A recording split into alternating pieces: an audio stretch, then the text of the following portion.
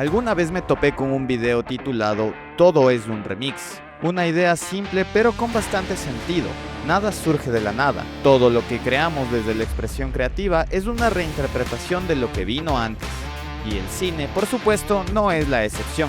De hecho, hay películas que se sienten como obras totalmente originales, hasta que descubres que son adaptaciones de un cómic. Y ahí es donde la cabeza te acaba de hacer clic. Ese es el caso de las cintas en este video. 5 películas que sí, aunque no parezcan, están basadas en cómics y probablemente no tenías ni idea. Así que si ya están listos, vamos a lo que vinimos. Número 5. 300. El hit taquillero que catapultó a la fama a Zack Snyder y que nos mostró el lado más épico y testosteronil de Gerard Butler. 300 es una cinta estrenada en 2007, posiblemente la más conocida de la lista, y una de las piezas que marcó ese estilo tan particular y visualmente deslumbrante de Zack Snyder. Las majestuosas escenas con efectos especiales, la cámara lenta en momentos de alta tensión, como ese espadazo que mella el casco del rey Leónidas y le deja una cicatriz en forma de línea vertical en el ojo. Todo muy épico, ciertamente, y con un apartado visual que, en muchos aspectos, semeja al estilo del cómic. Algo que no es de extrañar mucho si consideramos que la película no solo está basada en el episodio histórico de la batalla de las Termópilas, sino en el puñetero cómic también titulado 300, escrito por Frank Miller en colaboración con Lynn Varley en el coloreado sobre aquel suceso histórico de la antigüedad. De hecho, el propio Miller participó como productor ejecutivo y consultor para la adaptación cinematográfica de esta obra, la cual busca reproducir, yo diría que con bastante acierto, la historia del relato gráfico casi que panel por panel en el lenguaje audiovisual, añadiendo sus propios matices, obviamente. En otras palabras, 300, la película, es el remix del remix, siendo la versión de Frank Miller el remix de las crónicas que nos dejaría Heródoto allá por el siglo V a.C. sobre esta batalla histórica. Dato de color sobre la historia, por cierto, a mí me parece que la rigidez histórica o moral no son una exigencia obligatoria para quienes hacen un relato ficticio, pero en todo caso, aunque la cinta nos muestra una versión ensalzada de los 300 espartanos, que con su estrategia y valentía defendieron el estrecho paso de las Termópilas contra unas decenas de miles de persas, lo cierto es que, por números, hubiera sido básicamente imposible hacerlo solos, y si bien el relato los relega a segundo plano, la operación tuvo un importante respaldo de aliados de las ciudades cercanas, siendo los principales unos 700 efectivos tespios, unos 400 tebanos y unos cuantos cientos de soldados de ciudades como Corinto, Arcadia, Tegea y un poco más de polis griegas que no sé ni cómo puta se pronuncia su nombre. Así que en realidad, históricamente hablando, salen siendo siquiera unos 1200 a 1500 griegos, que algunos incluso estiman en 2000, comandados por los 300 espartanos como fuerza de élite, contra la mayor parte del ejército persa que se estima en unas cuantas decenas de miles en total. Pero bueno, sea o no rigurosa históricamente, ¿quién si no Zack Snyder te va a mostrar unas tomas en slow motion tan visualmente deliciosas en medio de una batalla épica? Señores, sirvan la mesa que hoy para cenar hay cine. Número 4. Sin City. Ok, con esta película puede que no haya tanto misterio. Su mismo estilo delata que se inspira en el lenguaje gráfico de las viñetas, pero no por eso deja de ser tremendo peliculón que merece una alfombra roja cada vez que se lo menciona.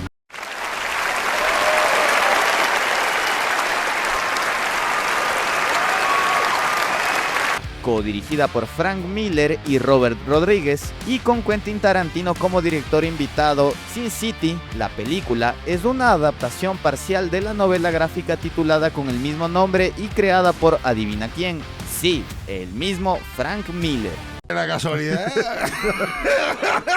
La película original, estrenada en 2005, adapta la primera entrega de dicha novela gráfica, The Hard Goodbye, así como los capítulos The Big Fat Kill y That Yellow Bastard, y cuenta con un reparto de lujo para dar vida a los oscuros y enigmáticos personajes de Miller, entre los que yo, en lo personal, destaco el papelazo que se manda Mickey Rourke como Marv, Brittany Murphy como Shelley, la camarera, Jessica Alba como Nancy y sobre todo, el tremendo rol que se manda Bruce Willis como el detective John Hartigan.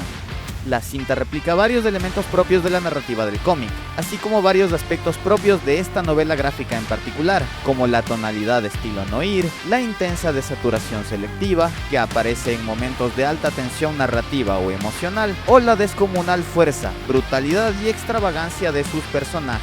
El formato antológico le da un ritmo intenso pero fluido, que hace más digeribles las 3 historias que componen el filme. Y eso sí, en lo personal, yo voy a defender hasta la muerte el montaje original de la película, modificado en un orden distinto y con escenas adicionales en la versión extended, lanzada hacia finales de 2005 o en algunas otras regiones a inicios de 2006, ya que en la versión original, o theatrical cut, la primera historia, El Bastardo Amarillo, se divide en 2 partes que le dan un juego de tiempos narrativos genial, que conecta todo el filme al final, pero además, al dividir la primera historia en estas 2 partes, el relato cobra un sentido emotivo mucho más profundo, una intensidad que te engancha desde el principio y te eleva al cielo con la segunda parte de este relato inconcluso, justo antes de lanzarte contra el piso con su dramático desenlace.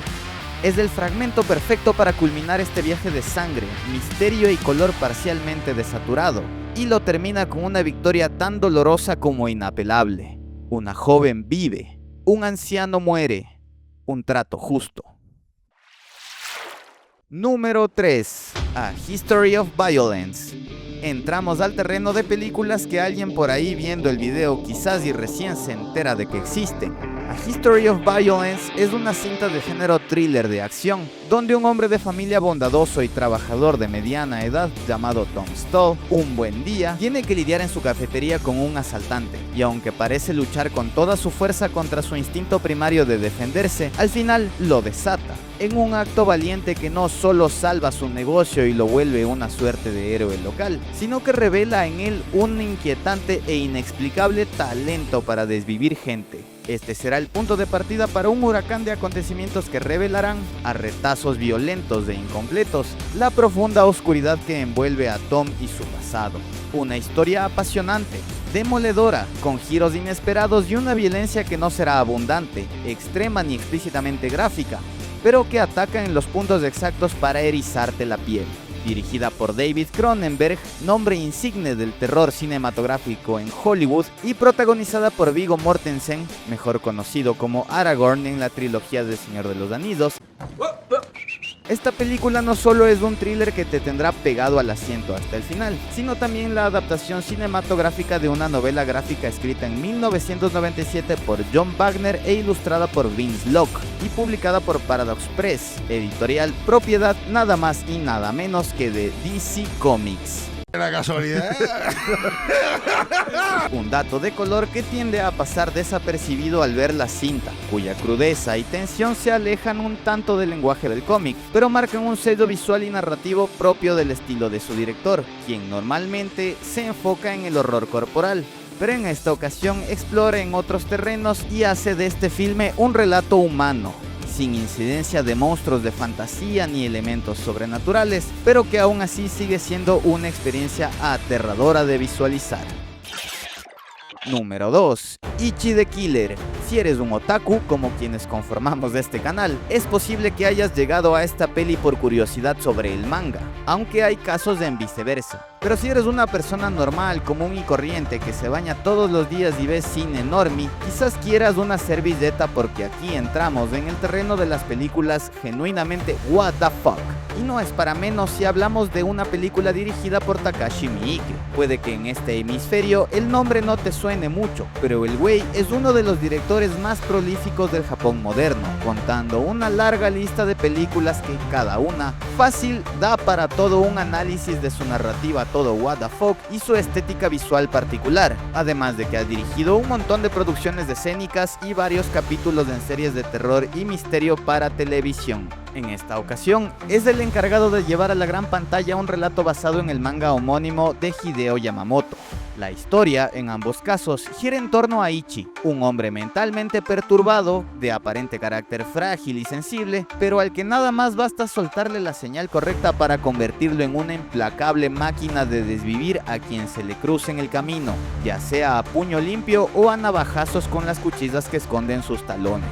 Un talento del que un misterioso personaje se aprovecha para empezar una implacable venganza contra la Yakuza. La película de Miike sigue esta historia como punto de partida desde el foco de Kakihara, un yakuza por demás extraño y con tendencias sádicas que investiga la desaparición de su jefe, quien poco a poco se revela que no habría desaparecido como tal, sino que habría sido asesinado por Ichi, bajo los planes de este misterioso personaje que se oculta en las sombras. La película es un vaivén de brutalidad, caracterizado por la soltura con la que muestra escenas de violencia extrema. Detrás de la crudeza de los sucesos, se ve la huella de Miike buscando hacer de una tortura horripilante una minuciosa puesta en escena. Por su parte, la trama es un poco difícil de esbozar, y no creas que es un problema de lectura. Créeme, eso es algo a lo que debes acostumbrarte al navegar por las cintas de este director. Si no me crees, te sugiero ver Visitor Q y me cuentas después. Lo que sí debo admitir es que la historia es intensa. Se siente la adrenalina de la persecución desde los primeros segundos, y la violencia es tan brutal como extravagante. En fin, en este remix de Miike hay elementos que recuerdan al estilo del manga, y muchos otros que gritan esto es cine de autor. Lo que sí es seguro es que esta película representa una experiencia tan terrorífica como única en su estilo. Antes de terminar, como siempre, te vamos a rogar de rodillas que te suscribas al puñetero canal para ayudarnos a llegar al siguiente nivel de producción. Por favor, te necesitamos, querido suscriptor. Además de obviamente pedirle que le des like al video, que actives la campanita para estar al día con todas las notificaciones y todo lo que va en esta franja de spam que no puede faltar en nuestros videos. Dicho eso, vamos con el número 1 de esta lista. Número 1. Old Boy. ¿Cómo empezar a hablar de una cinta que es, al mismo tiempo, una puesta en escena de uno de los actos tabú más incómodos en las sociedades humanas? ¿Qué tal mencionando la novela gráfica en la que se basa, que es el jodido tema de este video? Si eres cinéfilo, de seguro te suena este título, la obra maestra de Park Chan-wook, la joya de la corona de su trilogía de la venganza, y una de las primeras películas que puso el cine coreano en el radar de Occidente en las últimas décadas. Old Boy es una película estrenada en 2003 que rompió esquemas en todo el mundo por muchas razones. Su muy delicado tema, su absolutamente brutal historia y su cinematografía única, un poco sucia para los estándares de Hollywood, pero sumamente cuidada dentro de su estilo y, sobre todo, altamente audaz para desafiar las normas convencionales de la industria. Muchas de esas características son sello de fábrica de su director, Park Chan-wook, un fenómeno en la escena que se caracteriza por su perfeccionismo. De ahí que, al ver esta cinta, muchos pensáramos que nos encontramos frente a una evidente idea de autoría original del director, sin saber que la película es, de hecho, una adaptación bastante libre, eso sí, del manga de los 90 titulado también Old Boy, escrita por Garon Tsuchiya e ilustrada por Nobuaki Minegishi. Si bien el manga pone las bases de esta impactante historia, lo cierto es que Park Chan-wook es un maldito crack con la cámara. La potencia de sus escenas, la forma en que transmite la intensidad de los momentos más álgidos, como el primer encuentro íntimo entre Oda Esu y Mido, o cuando Daesu le corta los dientes al operario de las cámaras con el reverso del martillo. Uff. ¡Tengo miedo! Y ni hablar de la escena de batalla campal de Oda Esu contra los ni sé cuántos matones, que se da el lujo de montar como un solo maldito plano secuencia, anotándose una escena que pasará a los anales de la historia del cine. No, es que es mucho Park Chan-wook, tanto que es capaz de agarrar una historia inenarrable como esta y volverla una obra maestra que parece una pieza de autor en cada detalle. Y estas fueron 5 increíbles películas que muchos probablemente no sabían que estaban originalmente basadas en un cómic o novela gráfica. Ahora es tu turno de contarnos lo que piensas en los comentarios. ¿Qué opinas de estas películas? ¿Cuál es tu favorita? ¿Conocías todos estos títulos y las obras originales en las que se basan? ¿Conoces otras obras de este tipo que merezcan aparecer en un video de Burlesque Media? Pues cuéntanos todos esos detalles en los comentarios. Queremos saber lo que piensas. Y recuerda suscribirte, darle mucho amor a nuestros videos y activar la campanita para que estés al día con todas las novedades del canal. Nos vemos en la próxima entrega.